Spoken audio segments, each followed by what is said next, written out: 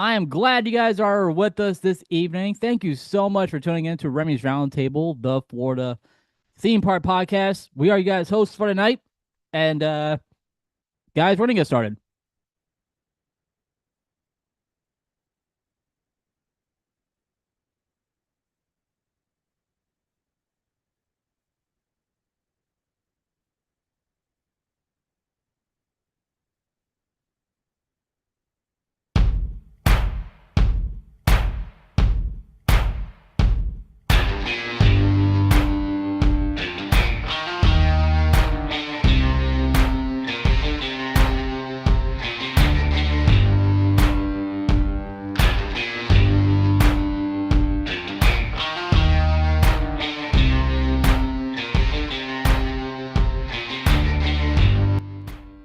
That's right. You guys are listening to Remy's Roundtable, the Florida theme park podcast. What is going on, everybody, and welcome. We do have a great show for you guys. First up, I have a little something different from Mike this evening. We are going to talk about what happened during my anniversary. Did I get a new car? Did I go anywhere fun over yesterday? We'll just talk about, we're just going to talk about what else happened as well. We do have your latest theme park updates. We have Ride of the Week, which is a great Ride of the Week. And we will wrap everything up tonight with Mike's Munchies. So, welcome to the show, everybody.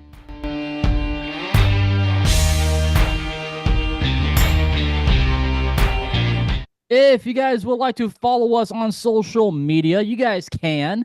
We are on Facebook, Instagram, TikTok, and right here on YouTube, which we do go live either on a Tuesday or on a Wednesday. But you guys can catch me with the theme park comedians. That is with Mr. James Yon and Devin Seabold. I am their camera guy. Yes, that's me behind the camera. So I'm doing all the camera for you guys, all the videos, and and if you guys like this content, you guys will also like Parents Night Out. That is with Scott, Sarah, Miranda, Chris, and myself. So that is Parents Night Out, and you guys can follow them on all social media. What is going on, everybody, and welcome. My name is Remy, and with me, as always, is my dangerous co-host, my partner in crime. We have our foodie king, King Mike. What is up, dude? How you doing, man? I am doing great. And how are you? And how's your new car? What new car? Did I get a new car? What are you talking about? You know what I'm talking about. What new car, dude? I don't know what car you are talking about. Oh, you mean this little beauty? You Yeah, I mean see the this one? Mitsubishi. Yeah, the Mitsubishi.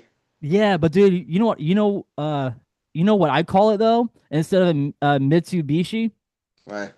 it's a Mitsubishi Why? because it's a bitchin' car, dude. It is a bitchin' car. I love my Yeah. car, dude. It's a 2023 Mitsubishi Mirage. Nice car. Do you want to take a guess how much it costs for me to get a full tank of gas? How much? $20. That's about as much as mine does, too. Yeah, but do you have a small engine in your car? I think so. Mike, I have a three-cylinder. That's how small my Damn. engine is. I have a three-cylinder with literally 78 horsepower. That is Damn. how that is the specs on this car. And we got the car, not that long ago. Dropped 14,000, paid 6,000 off of that from the car as well. But I also got into another fender bender in my wife's car. So that was my fault. And Ooh. and we haven't heard anything back from the insurance unless they talk to Jen about the car, which I don't believe she heard anything back from them lately. Okay, maybe she did. Maybe she did hear back from them. So they're Is she waiting. here right now? Is she listening in on this right now? She is. She's sitting down at the moment. So I don't want to bring her back up here because she was on, Parents Night Out on the mic. So she is done with the mic tonight. But Why isn't what were she you ever gonna coming? what were you gonna ask her? I was gonna ask her and get her side of the story and see if she. Oh no, no, no, no. It's Okay, that might be on the next maybe on the next episode. We'll get her input. So okay. So, maybe that's a huge maybe, but right now she's good for right now, dude. Like by the it's way, hi yeah. Jen. Hi Jen. All right, well, yeah, dude. So I got a new car. Yesterday was our wedding anniversary. Oh, I what did you had do? By the way, congratulations on Thank your you, wedding. sir. Thank you. I had everything planned out, okay? Everything was planned out, ready to go until 5 a.m. until 5 o'clock in the morning. Jen wasn't feeling good. Her blood pressure was low. She was having heart palpitations. So literally I was pretty much up from 5 a.m. until 7 o'clock in the morning. I got her a cool rag. I put on her forehead to keep her hydrated because that's what you do. Like if your body is overstimulated, you put something cold on your forehead and it brings back that blood flow. So, I mean, I've read things, on the internet. So after that, I asked her, multiple times. I said, "Hey, how you feeling? Are you up for going to Epic Universe today?"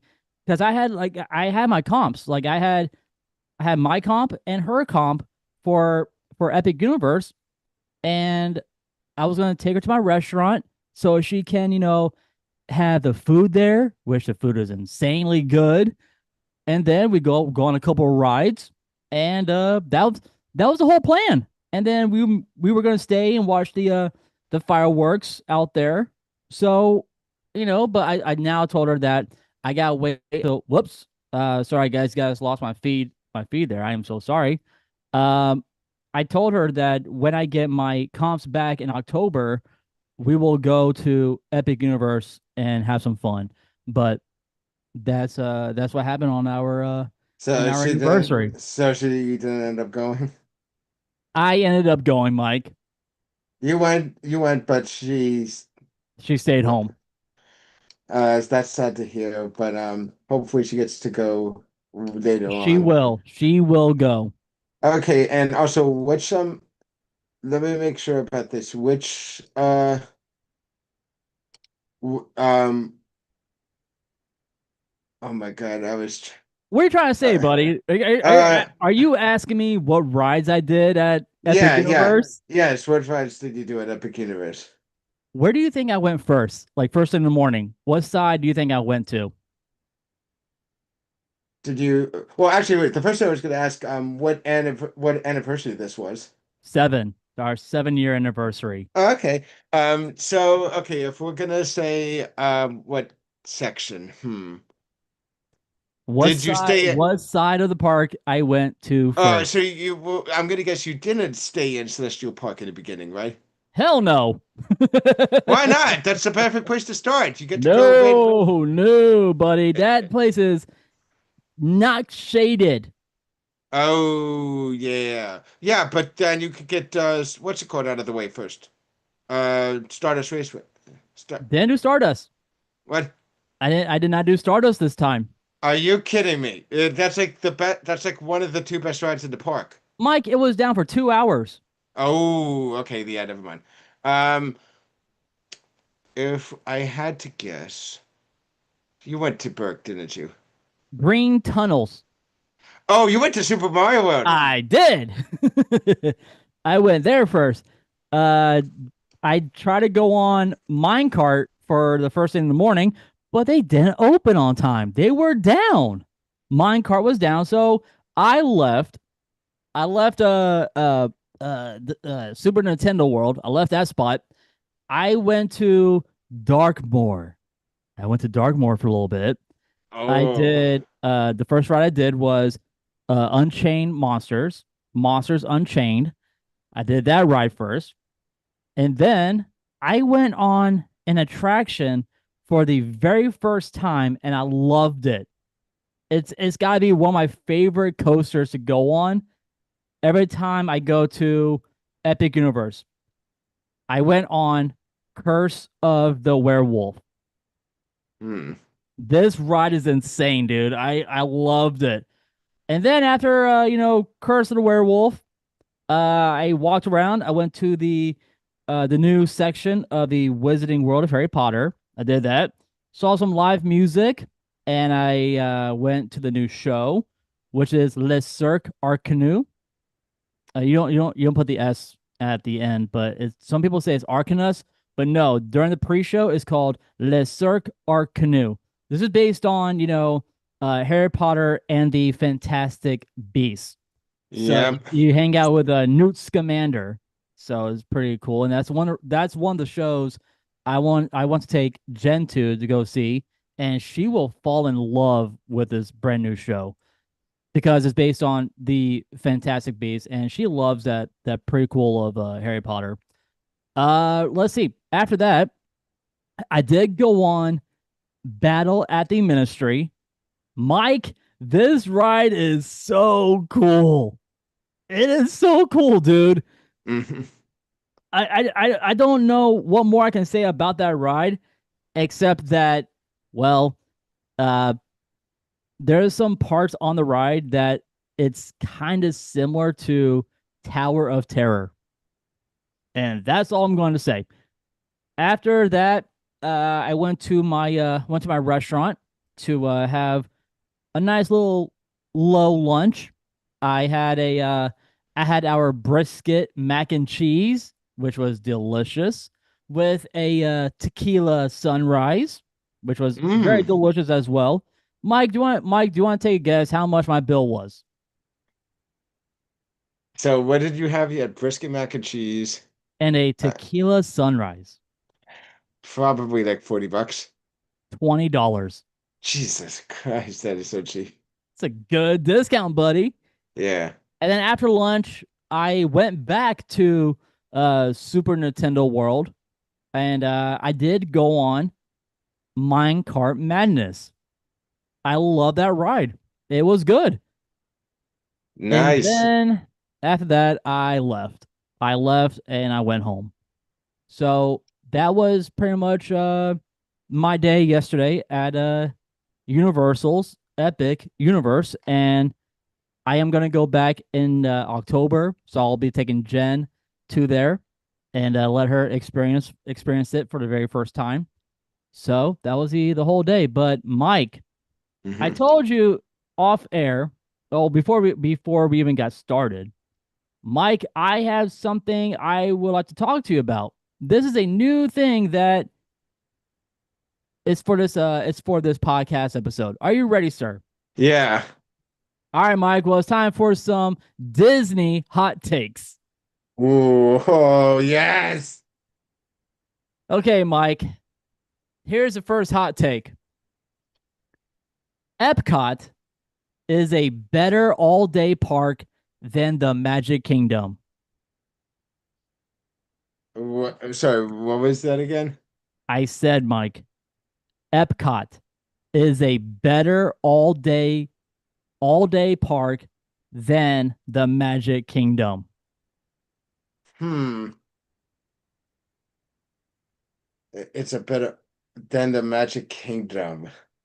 Ooh, that one doesn't seem like a hot take. That could seem like a medium. That could seem like a medium, a lukewarm take A lukewarm take.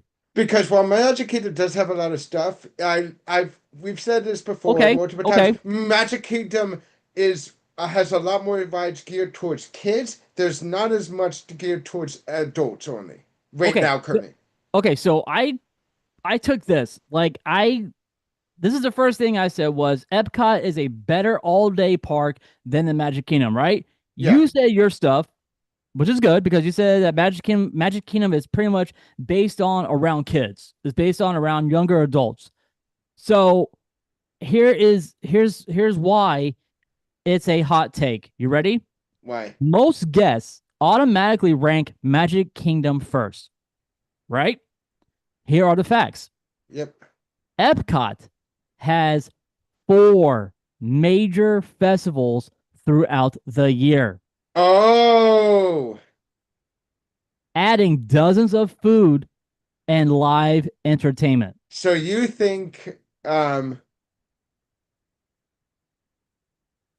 The World Showcase alone can take an entire day to explore, which is true. you know what? You know what? Yeah, I would say that Epcot is a better thing then. And it offers one of Disney's largest selections of table service restaurants. Okay, you just went blank there for a second. So yeah, I would actually say yeah, that isn't. So wait, you said that Magic King, the hot take was Magic Kingdom is a more is Epcot is a better park for all around for the whole day than Magic Kingdom? That was the hot take, or is it the opposite? That's a hot take, buddy. Yeah. No, then I disagree. I think it's a great take because, like I said, yeah, it Magic Kingdom. I'm gonna guess because a lot of people who are going to Disney are families. They're gonna go. The reason why they don't think Epcot as much is because like it's not the most geared towards families. Yeah, and you're right, dude, because So why? families with younger children usually get more value at the Magic Kingdom than Epcot. Yeah. All right, Mike. Here is the second one. Animal Kingdom is Disney's most underrated park. Animal Kingdom is Disney's most. Most underrated park. Hmm. It has some N- of Disney. It has some of Disney's highest. Hold no. on, hold on. Yeah. It has some of Disney's highest rated attractions. You got Yeah. Flight of Passage. You have Expedition Everest. You have Kilimanjaro Safari. Mm-hmm. Okay, Oh, and also Pandora. Pandora transformed the park into a nighttime destination. so I'm gonna say that that is not okay. It is a hot take because I would say this right now. People like saying that Animal Kingdom is it's most underrated is a long shot because I'm pretty sure like Animal Kingdom is like one of the most highly rated parks.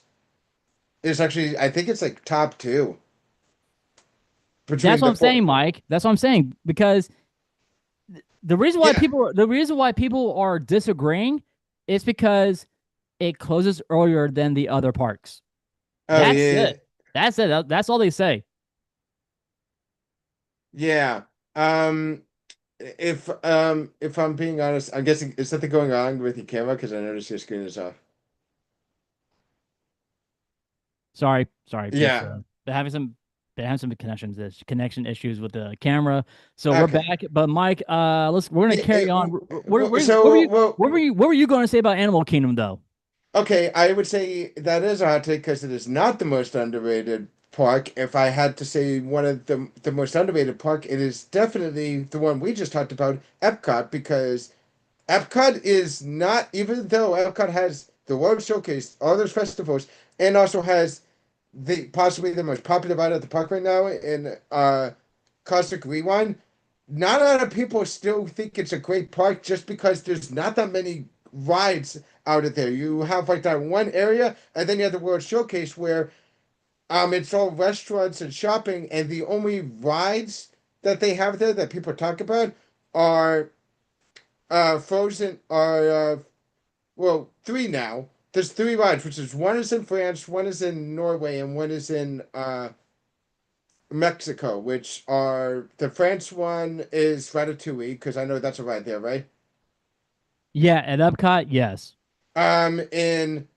In Norway, it's Frozen Forever After because that used to be the no, that used to be a different thing. And at in the one at in Mexico. I meant to say, yeah, Mexico is it's the world tour with the three caballeros ride. Right. Okay, Mike. This one is a huge hot take. Hmm. Disney relies too heavily on existing movie IPs. So, for instance, for an example, Frozen, Guardians of the Galaxy, Toy Story, Tiana, Moana, and Encanto. Okay. Okay. Yes. They have been putting out a bunch of new rides. Well, first of all, I don't even think Moana technically doesn't really have a ride, right? Moana or Tiana? Moana. She does. She has the water attraction at Epcot. Okay, the water attraction at Epcot, but that's not an actual It's ride. not it's not a It's natural ride, but it is an attraction though. They still call it okay. an Yeah, attraction. okay, yes, they have that, but that's like it's like saying the same thing of like that's like calling yeah, but I'm not gonna consider that it's not a ride, and if anything, I'm gonna say that's like the same as saying a walk through like a garden is an attraction. Yeah, yeah. Okay, But like Moana doesn't. Yes, they've been putting out a lot of rides on existing IPs, especially the newer ones.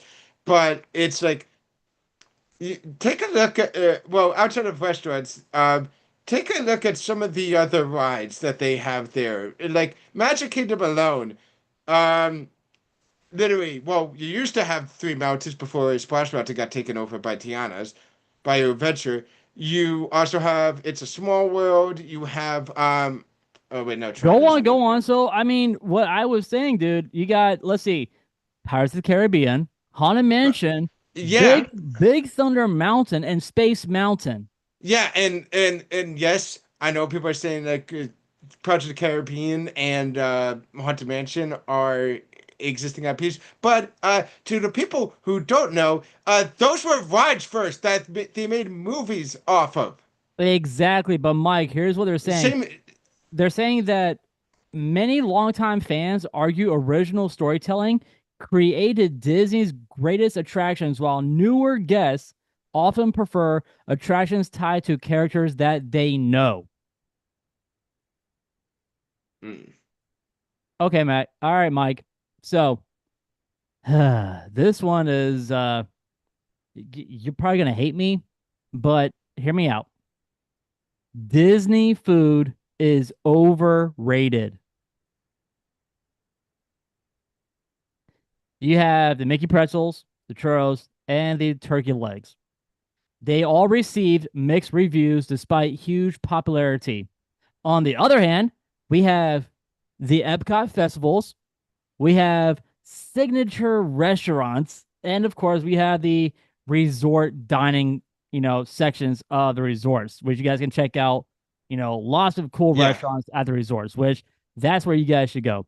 yeah. Hollywood Studios desperately needs more attractions. Yes or no? Okay, so so going back to the other one, first of all, the tiny thing, people are saying that it's overrated. It is not really overrated.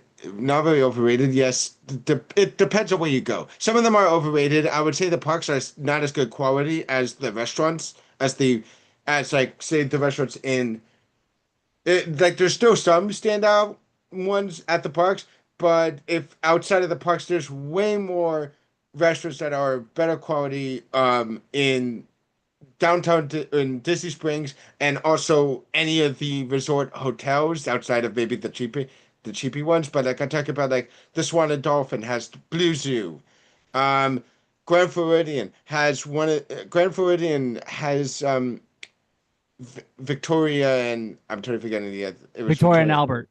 Victoria and Albert's, which is one of the only two Michelin star restaurants at Disney. Same thing with the Four Seasons one has the other one there. Like the like if you go like people go into the park ones because they want to because they eat there, but they're more so people and yes, it can be overpriced, but people are going there because the not only is food still good, but it's because of like the theming and stuff. When you want to go for an actual good meal where it's like it's worth the money, then they're going to go to the ones that, like I said, outside of the park that are well worth it. Absolutely, dude. Now, okay, so moving on. What was the Yes, one you say? yes or no, Mike? Hollywood Studios needs more attractions. Hollywood Studios They need need more attractions. Yes or no? Um,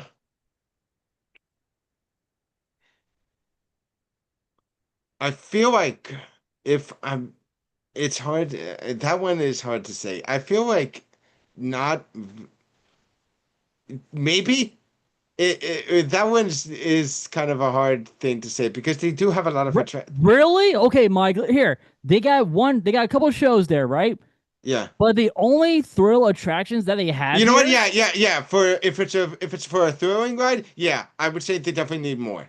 because look, they have, Rise of Resistance, Tower of Mm-hmm. Terror, Rock Mm-hmm. and Roller Coaster, Mickey and Minnie's Runaway Railway, Star Tours. I mean, the list goes on at Hollywood Studios, but they Yeah. need more attractions out there. I believe that they do need more.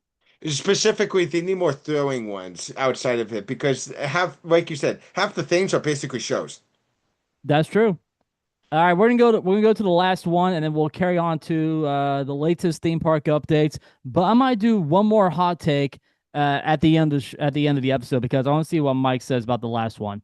Mike, the last one for right now is yes or no.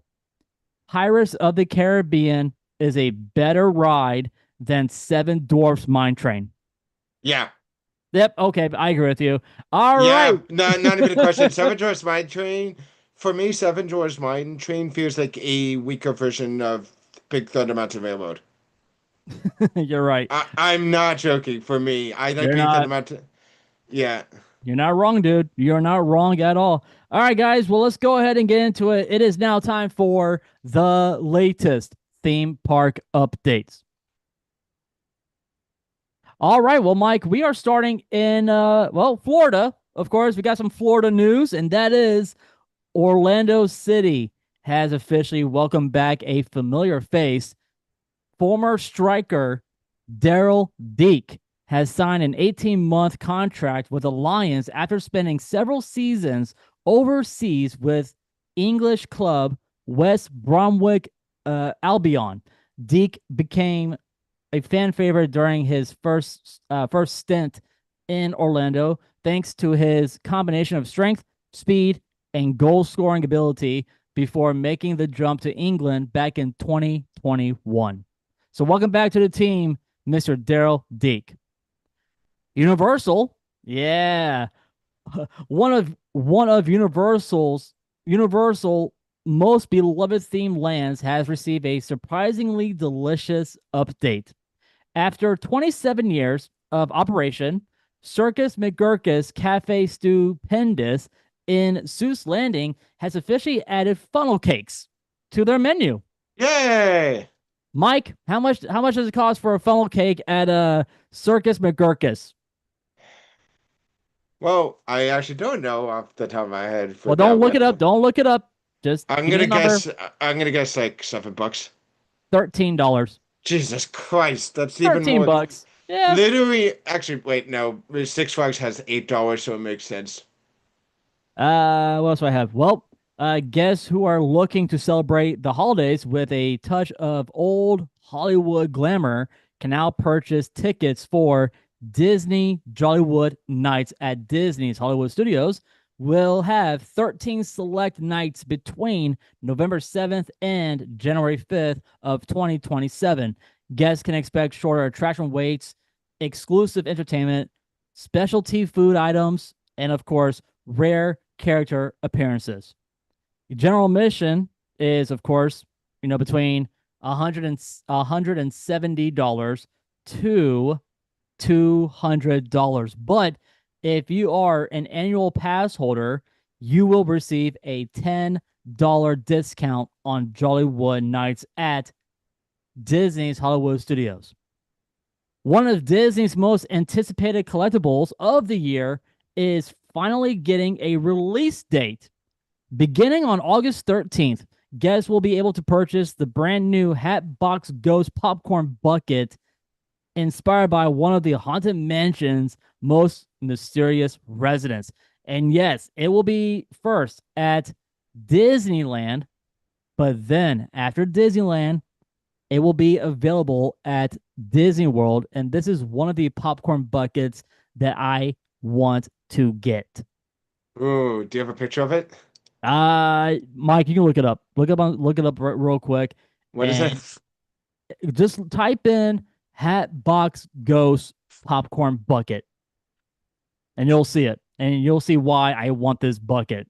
Uh, Oh my God. there you go, buddy.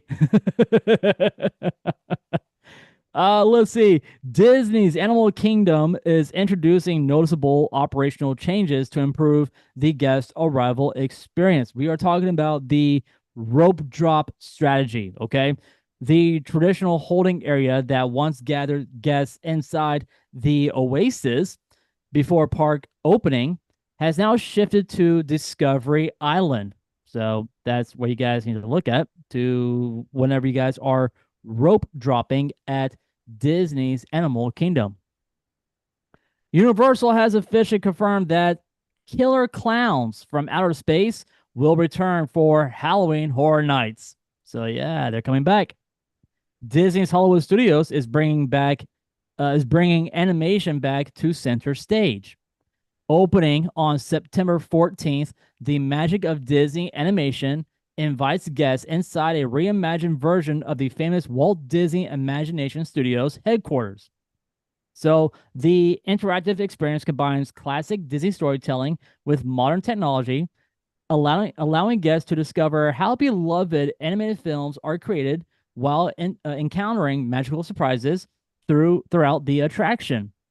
Disney promises new interactive elements, hands-on experiences, and fresh ways to celebrate over a century of animation history. Universal Orlando has announced a significant policy change for Halloween Horror Nights. Yes, guys, this is big news, okay? Listen to me very carefully. If you guys are listening to this podcast while you guys are going to Universal for Halloween Horror Nights, listen to this, okay? You guys can get mad at me, but this is coming straight to Universal. Well, yeah, it's coming from Universal. Guests who are purchasing Frequent Fear and Rush of Fear passes will no longer have the option to add an express pass package specifically designed for those multi-night tickets. Because you guys who had these passes, you guys overdo it.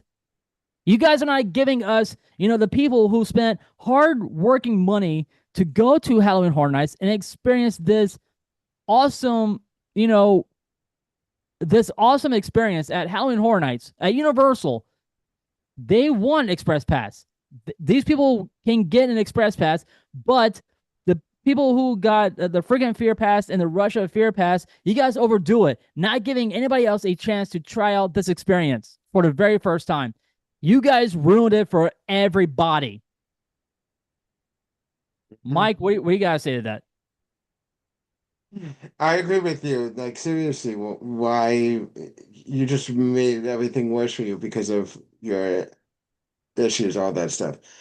Uh, oh, by the way, I want to say something in regards to news that I just heard in regards to a movie, but I'll wait for it later. Okay, we'll just wait a little bit.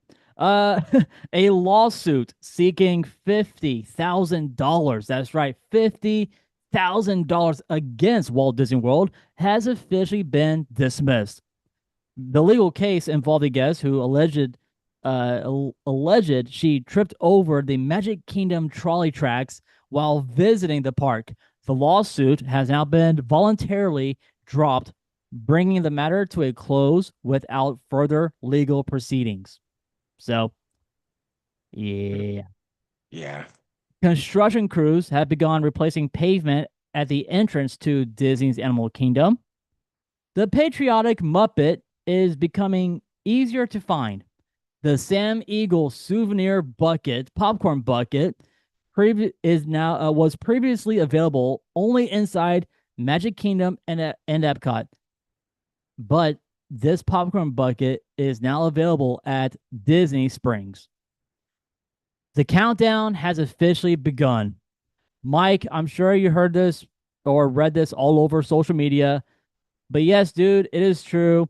Fast and Furious Supercharge will permanently close on August 16th. Hmm. Bye bye, Fast and the Furious. What's gonna replace it? Don't know. Don't know. Oh yeah. By the way, whenever I think of Sam the Eagle, the thing I love to go back to is the Muppets Most Wanted one, where he was CIA and he was arguing with that. I have a bigger badge than you, sir. Where the kid goes like, CIA, Interpol. What is CIA doing here? This is my jurisdiction. Also, my badge is bigger. Because like one of the paintings is unknown from the Metropolitan Museum of Art. So this is GIA jurisdiction. Also, this is just my travel badge. Here's my real badge. Oh, you must have been looking at the wrong badge. Oh, okay, you win this round, Pierre. My name is Sean. Okay, Sean. Looks like we're gonna be working together. That's not to say I don't. But that doesn't mean I have to like you. I didn't like you first. I didn't like you before I met you. Then it comes up with a giant badge that he shipped in. This is I'm my not. badge. This is my badge. Yeah, they just that was the funniest thing because I honestly have to say the Eagle PSC that kind of was really funny. Let's see here. Well, Mike, there was a bit of an emergency at Universal Studios, Hmm. and yeah, but it was a minor, and it did happen at King's Cross area, which is at King's Cross Station at Universal Studios. Well, do you want to know what happened? Yeah. Okay, and an ECV, an electric wheelchair, caught on fire. The battery caught on fire, dude. So yeah, so the battery caught on fire, and the whole area of King's Cross Station, they had to evacuate all the guests out of the whole area of that section of the park. Okay, I'm sorry. What? Yep, you heard me right, dude. Yep, a an electric wheelchair battery caught on fire.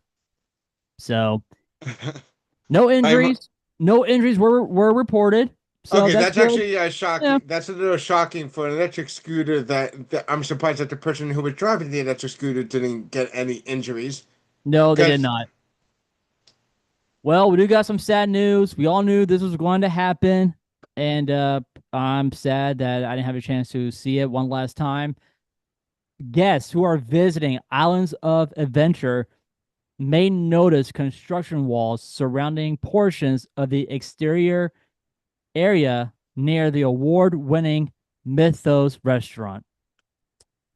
Yeah, oh, we're saying goodbye. We're saying bye bye to the Lost Continent. so Yeah, they're closing Mythos early. they are very early, dude. Yeah. Damn it! I missed it. One of Disney's most exclusive overnight experiences is once again available, but this time for an incredible cause. The Royal Dream Come True sweepstakes benefiting Give Kids the World through the Our Change Foundation offer guests a chance to win an unforgettable Disney vacation while supporting children facing critical illnesses. Every $10 donation provides an entry into the sweepstakes, with proceeds helping Give Kids the World continue creating magical vacations for families during difficult times.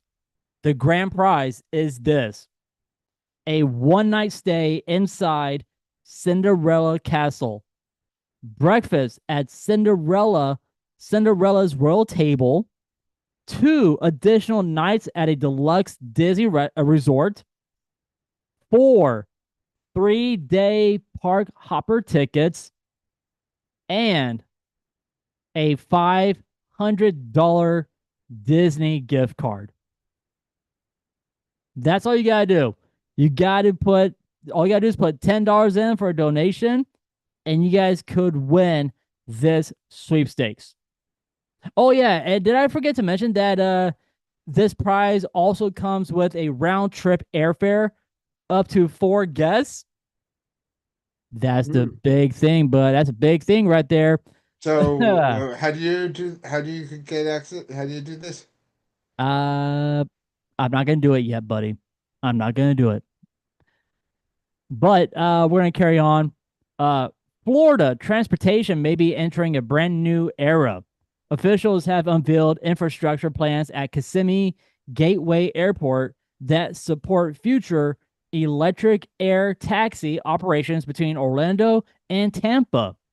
If the technology becomes commercially valuable, passengers could eventually make the journey in approximately 30 minutes. Okay.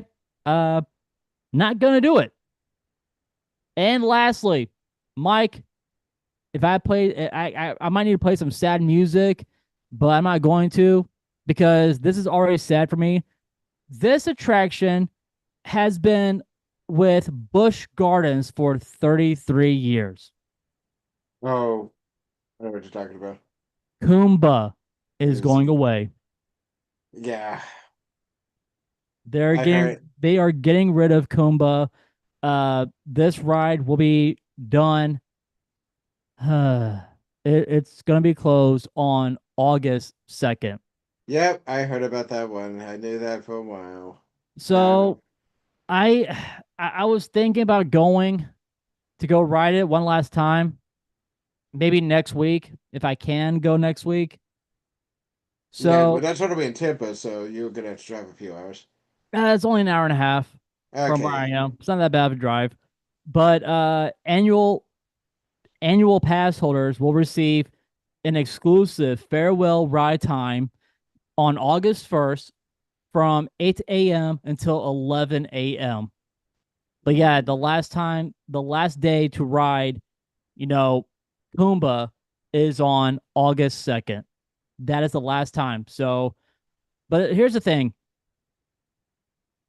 They're saying that a future project might be happening and they might call it Kumba's Revenge. I'm putting that in air quotes. It is a rumor. They haven't made an official statement. Busch Gardens, they haven't made the an official statement about saying what is replacing this awesome attraction. But I am upset, and that's going to be it for the latest theme park updates brought to you by our good friends over at the Magic Candle Company. So, guys, do me a favor, head on over to that website, pick yourself up a candle for your home or for your office, and use our code Roundtable19 at checkout for your lovely discount. Hmm. All right, Mike, let's get into it. It's Right time. It's time for ride of the week. before I wanted to say something Oh wait, about okay, that. okay. Hold on, Mike. Hold on. Sorry. Let me just do this real quick. And because Mike, I'm gonna edit that out real quick. All right. All right. Okay. All right. Three, two. Mike, before we get into ride of the week, what were you going to say, buddy? So this is news I also learned about, and I want to get your opinion on this. But Sure. they announced it's involving Incredibles 3 because it is coming out in a few years. It's coming out in 2028. Or that's what it seems to be. But here's apparently the thing. When I want you to get your opinion. They're not aging up any of the characters. What's your opinion of that? They're not aging them up. Why? Yeah, Brad Bird said, and I quote, um, yeah, June 16th, 2028. People just keep thinking that aging them up is going to make them somewhat hipper or somehow hipper or cooler or more like them. And it's like, no, it won't.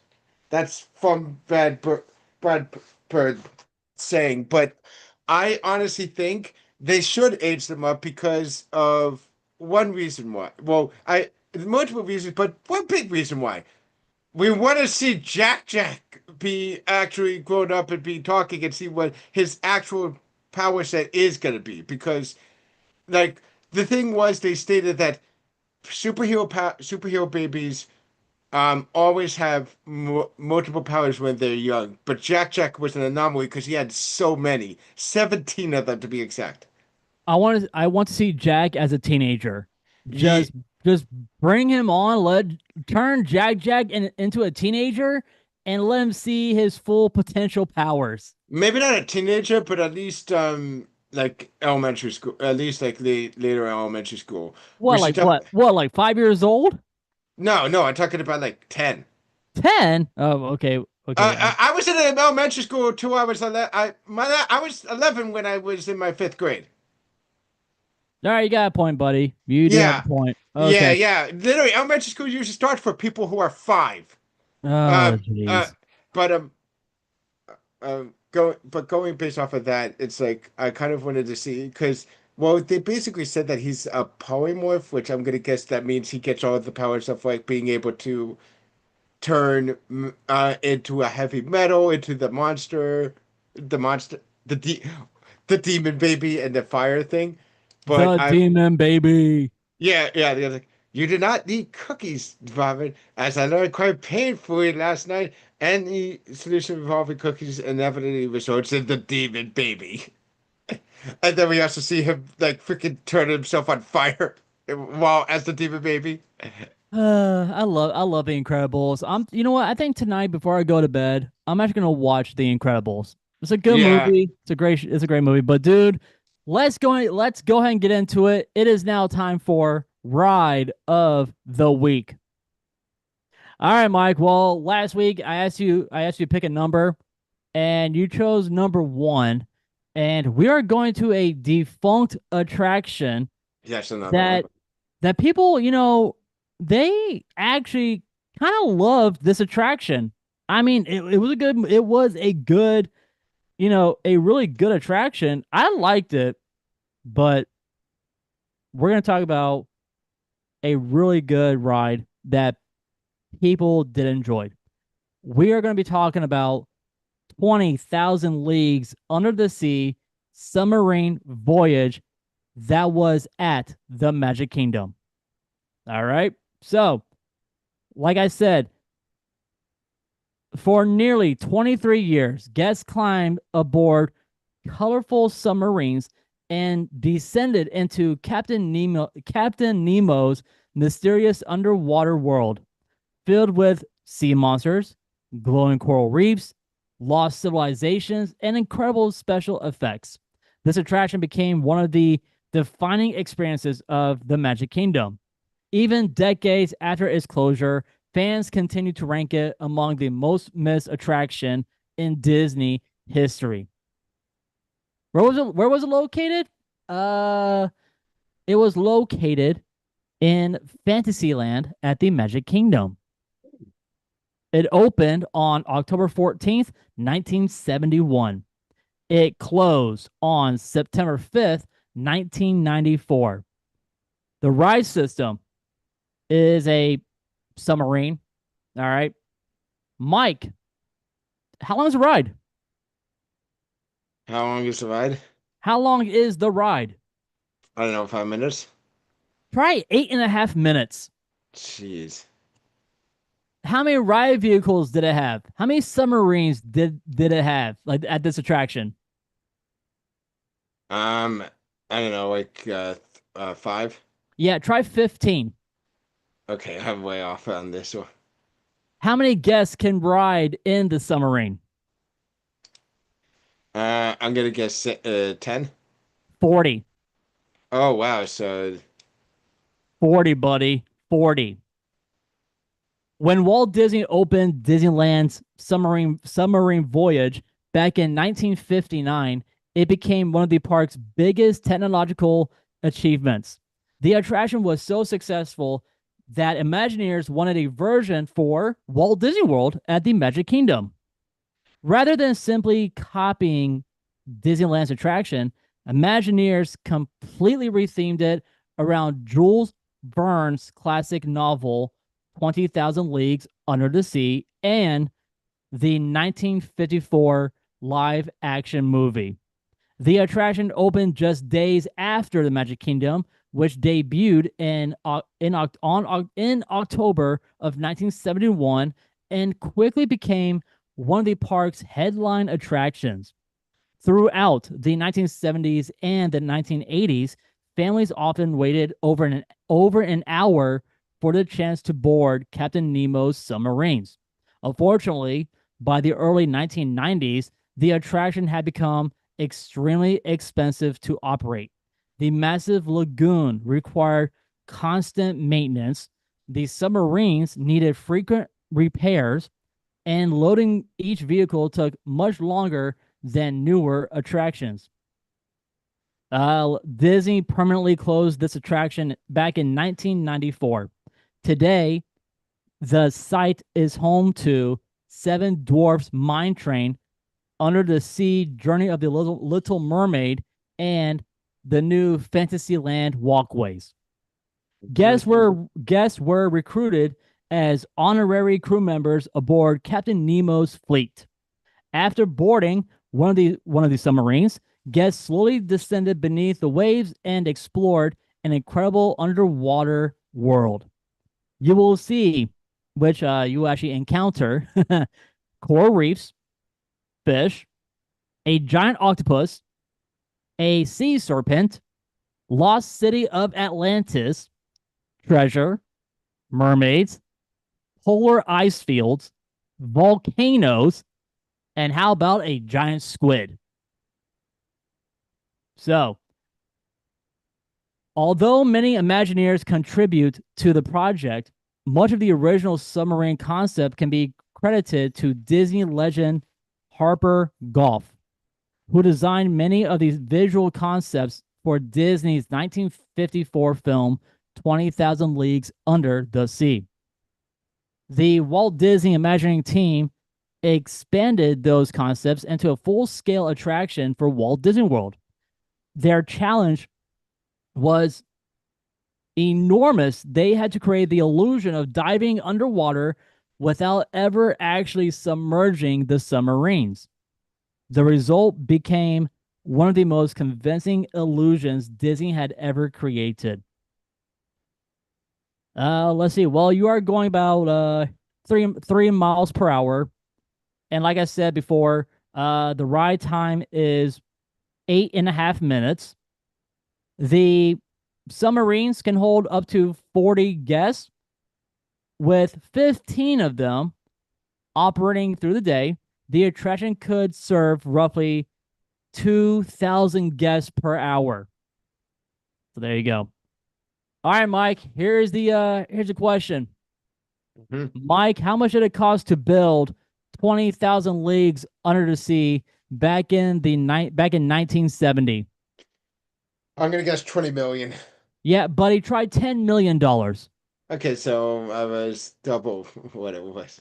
Now, with the inflation, you're gonna flip out, buddy. How So, much? with the inflation of 20,000 Leagues Under the Sea, buddy, $80 million.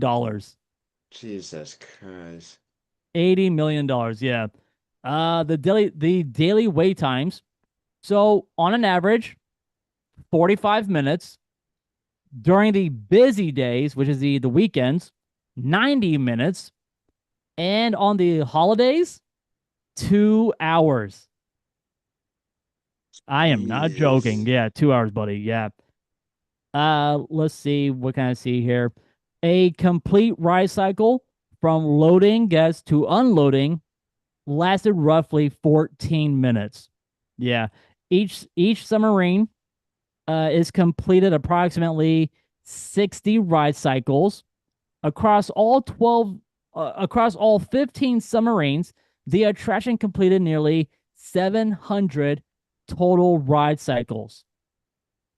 All right, Mike, we're getting into the percentage. So, my question is to you, Mike. Back in the 1970s, uh, Hmm. dude, how many guests out of 100 rode 20,000 Leagues Under the Sea back in the 1970s? Probably 90. 35%. What? Yeah, 35%. Yeah. Huh. I know, shocking, buddy. Shocking. Yeah, that's very shocking. With how Imagine pop it's dude, it was a popular attraction, but only 35% of them rode 20,000 Leagues Under the Sea. I'm gonna guess that it didn't get its popularity until later. Exactly. That was later. So, Imagineers filled the lagoon with carefully designed show scenes that used several groundbreaking techniques. Those effects were air bubbles, green lighting, curved glass portholes, hidden tracks, moving sea creatures, fiber optics, and mechanical animation. Disney included numerous hidden details throughout the attraction. Hidden treasure scattered throughout Atlantis. Captain Nemo's famous N logo appeared in multiple locations. Tiny hidden sea creatures tucked inside coral, coral formations. References to the live action film back in 1954. And of course, the giant squid scene recreated one of the movie's most famous moments, almost shot for shot. Dang. Yeah. Like I said, the submarines never actually dove underwater. Guests entered through upper hatches before walking down narrow spiral staircases. The attraction used over 200,000 gallons of water. Every submarine was named after famous vessels. It was one of the last attractions personally inspired by Walt Disney. The attraction became one of the most requested Disney rides fans wanted brought back. Many former cast members still consider it one of the most beautiful attractions they ever operated. That's true. So, 20,000 Leagues Under the Sea represented an era when Disney built attractions simply to amaze people. There was no movie franchise tie-in, no screens, no digital effects. Instead, guests experienced practical sets, audio animatronics, lighting, music, and storytelling. The attraction also demonstrated that Imagineering could transform a simple boat ride into an unforgettable cinematic adventure. Although newer attractions have replaced it, its legacy lives on. Many Imagineers cite it as an inspiration for today's immersive experiences, and longtime Disney fans still reminisce about boarding Captain Nemo's submarines and exploring the mysterious depths beneath Fantasyland. Let's see here. So, pretty much, guys, some attractions entertain us, some thrill us, but on a select few became legends. 20,000 Leagues Under the Sea invited millions of explorers to journey into Captain Nemo's mysterious world, proving that the greatest adventures don't always happen above the surface. Though the submarines have long since returned to port, their legacy continues to inspire dreamers, storytellers, and Disney fans around the world. So that was it on 20,000 Leagues Under the Sea. We're going to go ahead and give it a rating. Now, I had the chance to, experience this attraction, which it was a great ride. I did like it. When did it go down again? Uh, back in the 90s, 94. Okay, so yeah, I couldn't go on it. So for me, I will give it a I'll give it a 4.5. I will agree with you because, like I said, You never been on it. Like you never had a chance to go on it. yep. All right, Mike. Well, dude, pick a number between 1 and 6. Hmm. Let's go with two. Number 2, we are going to If You Had Wings. We're going to be talking about that attraction on next week for Ride of the Week. All right, Mm-hmm. well, before we get into Mike's munchies, Mike, let's get back into the Disney hot takes real quick. So, yes or no? Just give me a straight answer because I'm gonna run these quickly, okay? So, Mike, yes or no? Disney ticket prices are beginning to price out average families. Uh, Yes or no? um, I would say yeah. No. No. Oh, yes, Okay. yes, yes, yes, yes, Yes. Okay. yes, Okay. All right. So which one is it? Yes or no? yes. Yes. All right. Cool. So the fact is this: it was Disney ticket prices are beginning to price out average families. Mike, you said yes because you got the ticket prices, the hotel costs, lightning lane, and of course food. There Yep. you go. Yeah. Walt Disney vacation significantly is more expensive than it once was. Yeah. All right. This one, Mike. Disney fans care too much about nostalgia. Yeah. Yeah. Yeah. I agree with you. It's Resort resort hotels are worth visiting even if you're not staying there. oh yeah, Yeah. definitely. Yeah. Like I said, they have not only good shopping and other stuff, but they also have just great food, great But restaurants to go to. the food, dude.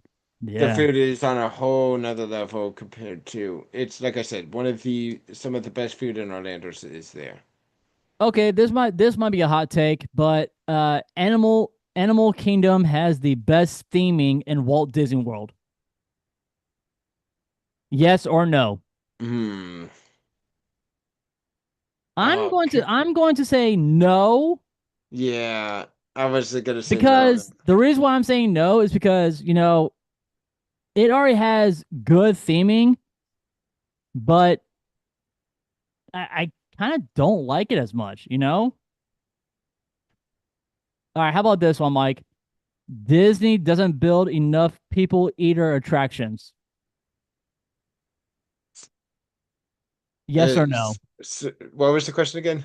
Disney doesn't build enough people eater attractions. Hmm. Yes or no? Uh, y- yeah. Yeah. I would say that yes, it would because they don't have there's so many things that they like there's so many rides that they people would tell that they want to do and these while they make good ones, they go with the same tired ones that a lot of people like we want some other things. We want people want a like I said, people have been saying this for years. Um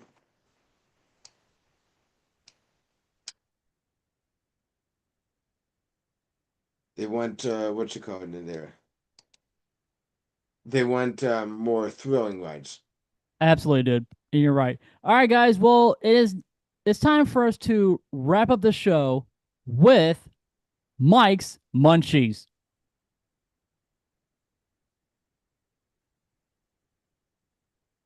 Hmm. All right, Mike. Where are we going? Well, if you remember, we are going to hang on, let me pull this up. Oh my God, where the heck is it? We are going to Wind and Waves Grill at Disney's Vero Beach Resort. We're going to Vero Beach. Cool. Yeah, and just to give uh Wind and Waves at Disney's Vero Beach Resort is honestly a really cool looking just to kind of share. They don't have many pictures on their website, unfortunately, but this is what it looks like inside of the restaurant. Beautiful. Yep. Beautiful wind and waves grill. So their operating hours is between 8 to 11 for breakfast and Hmm. 5 p.m. to 9 p.m. for lunch and or dinner. No, it's just dinner. They don't have for lunch they do something else.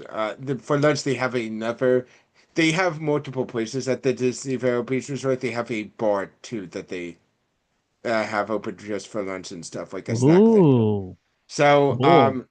but winds and waves. So for this one, do you want me to talk about dinner or breakfast? Mike, let's go. Let's go to dinner. Okay. So for starters, there is a few options. Oh, we're not doing starters yet, buddy. We got your drink, Oh buddy. yeah. The drink first. I keep forgetting that. So for cocktails, well, first of all, they also have cognac there if you want to get that You're for not gonna a. show. You're not gonna show me this menu, buddy, because I'm. Yes, Come on, I yes, got. I'm Come gonna on, show you. dude. Yes, I'm gonna show you the menu. So, so here are the drinks you could get.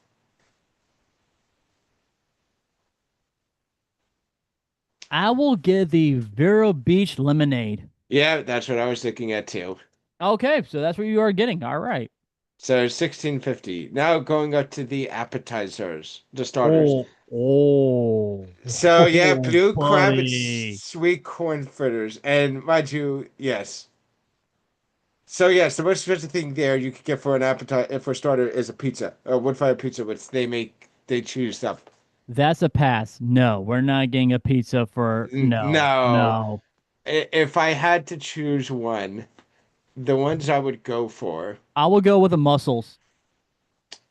the mushrooms do sound really good too. I saw Either, that. I saw that. I'm like, that looks really good. White wine, coconut curry, and naan bread. Dude, yeah, yes, please. I will get the mussels. yeah. I don't know why they have iceberg wedge. I think they're supposed to be something else instead. I'm pretty sure that's supposed to be Like a vegetarian option. no. But that one is an iceberg wedge salad. This one I'm gonna guess is it says how hand battered with house made tangy cocktail sauce. So Oh, yeah. that sounds like So what are you getting, buddy? I am also gonna go with the wood fire mushrooms. They sound Wood amazing. fire mussels, and they are $18. Yep. So we can't use this one because they don't know what the market price is. But yes, you can get a daily special, which is the butcher's cut, farm the garden, or fresh catch. But for saying wind and wave, so these are the options for that you get either fun the sea or land. Now, if it was for the sea, I would go for the Oscar style fish, but I can't choose that one because it doesn't have a price. But yes, Oscar style fish is amazing. Um, now, Remy, what would you go for? Remy? I am going with the blackened salmon.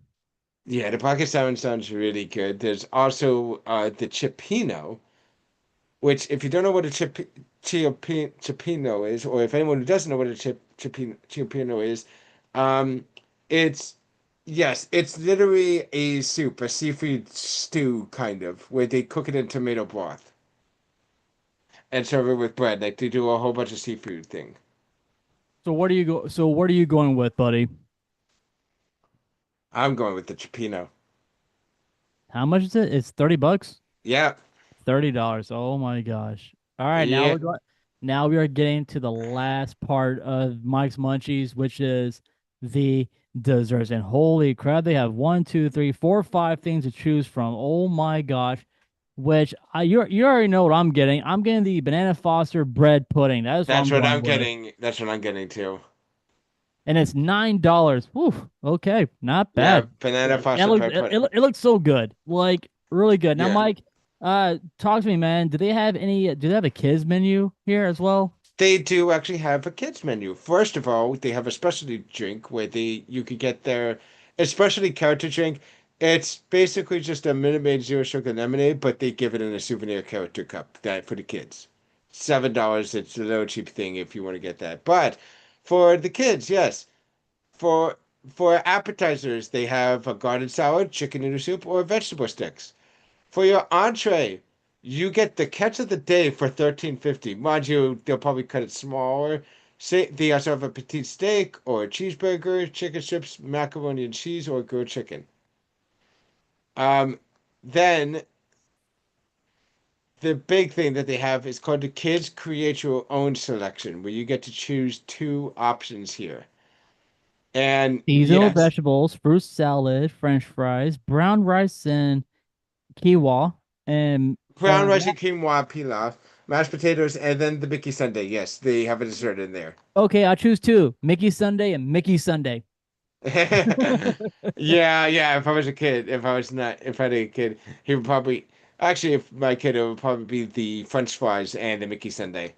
There you go, bud. All right, Mike. Well, But yeah, let's go and give a rating before I give you your total. So for me, I am going to give I'm gonna give the Wind and Waves Grill. I'm gonna give it a 4.7. I'm gonna also give it a 4.7 because, or you don't know, I'm gonna give it a 4.6. Okay, 4.6, 4.7. All right, average out to a 4 point whatever. Six All five. right. All right. But yeah, we've been doing like the Wind and Wave Grill is honestly, it's the main restaurant there at the Vero Beach Resort, which to anyone who doesn't, I've said this last week, but yes, Vero Beach is in Florida. It's actually about an hour and a half between. It's literally right in the middle between. It's about an hour and a half where I live. Yeah, from it's about an hour and a half from. It's in between Palm Beach and Orlando. Like I said, yeah, it's about an hour and a half where I live. So there you go. All right, Mike, are you ready for your total? Yep. $96. Damn. But with my discount, if you Because are with yes, the me, discount does work there. which right now we are getting 40% off right now. Oh my God. So Yeah. 96 minus this. Mike, if you were with me and use my annual pass, $58. Damn. So, yep, that was a good. So yeah, honestly, like I said, if you guys ever wanted to go out and explore the Wind and Waves Go, it's actually really good. Mike, where are we going next week? Well, you just talked about Epic Universe. We're going to Das Steakhouse. Yeah. Let's go get some steak. All right, and Mike, please let our audience know what is your YouTube handle. King underscore Mike underscore X. And guys, it's time for us to get up on out of here.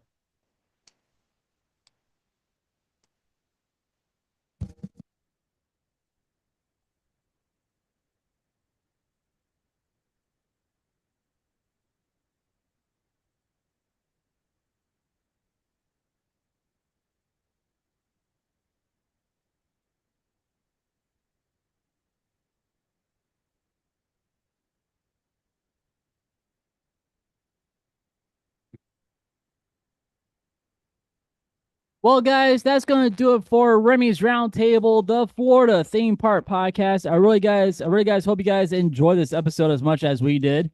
You guys can follow us on social media, which we are on Facebook, Instagram, TikTok, and right here on YouTube. Just type in Remy's Roundtable and we'll come right up on your social media platforms.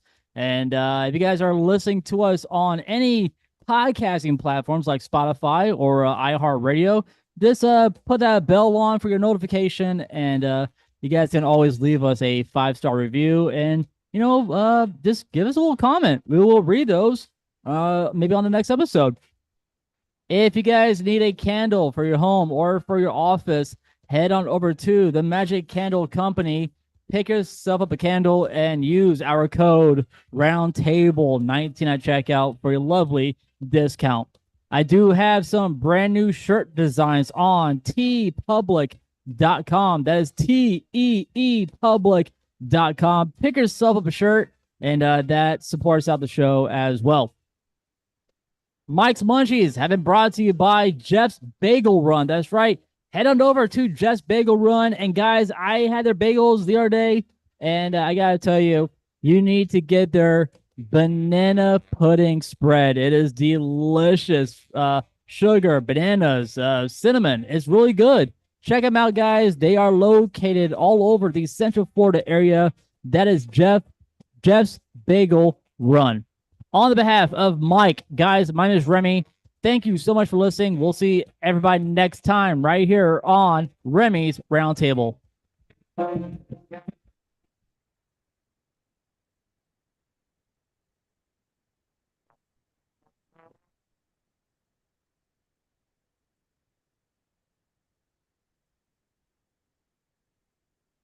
All right, YouTube guys. Thank you so much for listening, and we'll see everybody.